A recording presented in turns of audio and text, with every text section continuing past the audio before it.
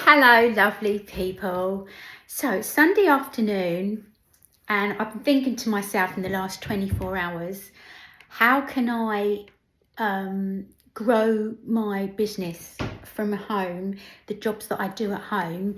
Because recently, thanks to AI, I've been obliterated doing my voiceovers from home because it's just taken over everything for me anyway, and I'm the cheap seats already, but obviously AI is cheaper. So I've noticed a big change.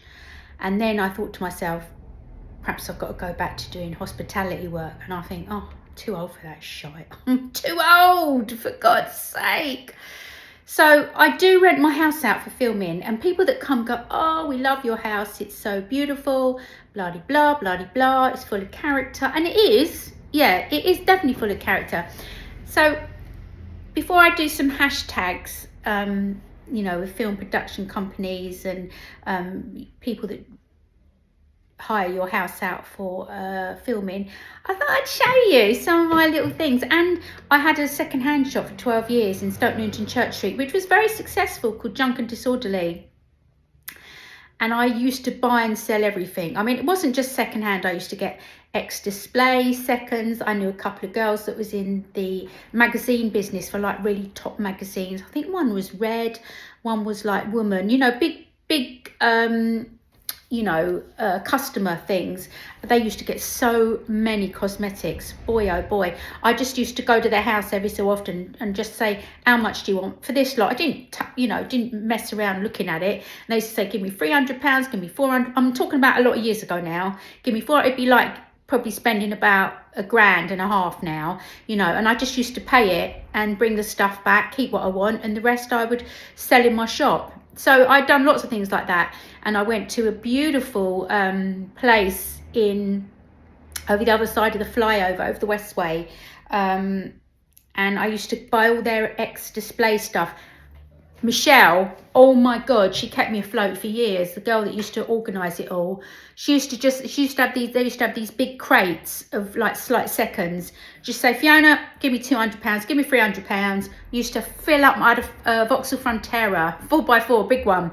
My car used to be heaving. I used to call it the TARDIS because I used to fit so much stuff in it. And many people, will second me on that one. My car used to be heaving. I used to go over there 2 or 3 times a week. Absolutely wonderful. You used to get everything. I never questioned anything. Just say, load it up, £300, £400, whatever.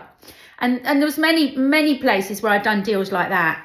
And it was fabulous fun. The stories I've got, if I wrote a book, you wouldn't believe me. It was fabulous fun. But I'm going to try to start tell a few of the stories. So carrying on from a bit that I was saying before, because I rent my house out for filming, and years ago I got these chairs and this table made. I had a second-hand shop called Junk and Disorderly in Stoke Newington Church Street, N16, and I used to get write-ups in the papers about it, etc, etc, etc, lovely. And I bought this house off the guy that was the producer for Red Dwarf, Rob something, I can't remember his last name now, and it was really dilapidated and everything was painted green, and he was moving up to Crouch End or something around that area, buying the house off Martin Kemp.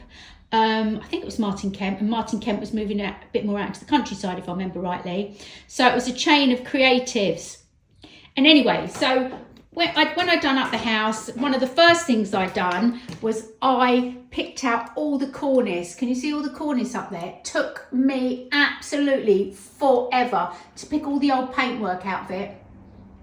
And you used to have to put this kind of cementy material up and then put these layers of paper to hold it all up there. And when you pulled the paper down, you then picked out this material which used to bloody poison. It used to burn your skin. God knows what it was, but it done the job. And so I picked out all the cornice, and it's absolutely beautiful. I love it, love it, love it. I would never repaint over it ever. So anyway, getting back to my chairs and table, I used to go to a hairdresser's in Highbury, Jenny. I can't remember what the salon was called, but so she used to have like some of these chairs. It was the basic shape. I think it was like this one. And I used to have a carpenter that used to make pine furniture for my shop, Mickey. Lovely. We used to have such a giggle, me and Mickey.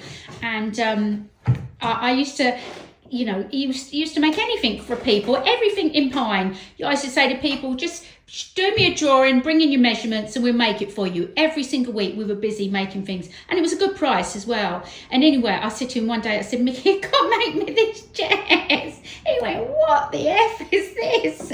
Anyway, I took him up to Highbury, showed him my friend Jenny's chairs, and this, you know, was the initial idea. Hers was the basic pattern. Mine got a bit more outrageous, a bit like me really, I suppose.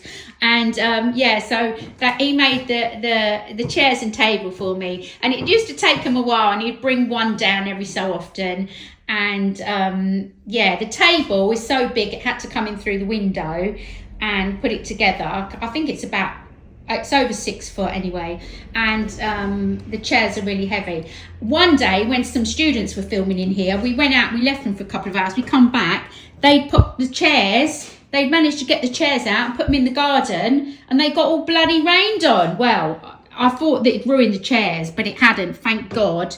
But they got in a bit of trouble for that, let me tell you.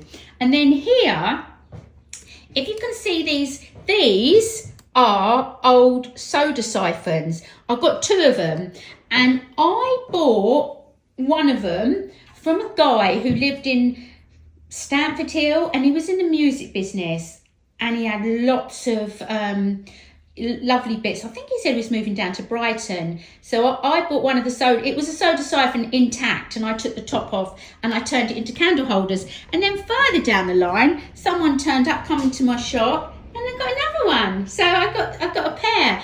And then recently, which I love, it goes in the middle. This is not so old or anything, but it's another candle holder, and I put it in the middle because I felt it really fitted, you know, the appropriateness with the 2 on the table. I love it. Yeah, so anyway, that's a little bit about my dining room chairs. And yeah, so I'm going to post this, and I hope you like the little story. I've got loads of stories you wouldn't believe. Oh, and that in the middle, that chandelier, I bought that off the bloke who had a second-hand shop around the corner from me, Pa Flanagan. Pa Flanagan was a real face in Islington. You know, come from a real tough nut family, you know. They were well known. You didn't mess with the Flanagans.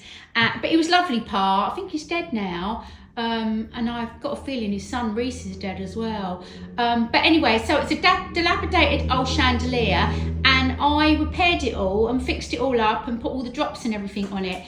And I might do some more drops in it actually. So, but I've had that for a long time, and when I rented my house out, tons of stuff got stolen and nicked and blah blah blah. I rented it out for about 16 years while I was in Portugal, but they didn't get that, thank God, and they certainly didn't get my chairs and tables. I think they would have done if they could have got them out of their house.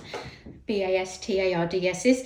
But you know, that's life, isn't it? I didn't keep my eyes on things enough. Well, I'll tell you some more stories another day. Happy Sunday, everyone.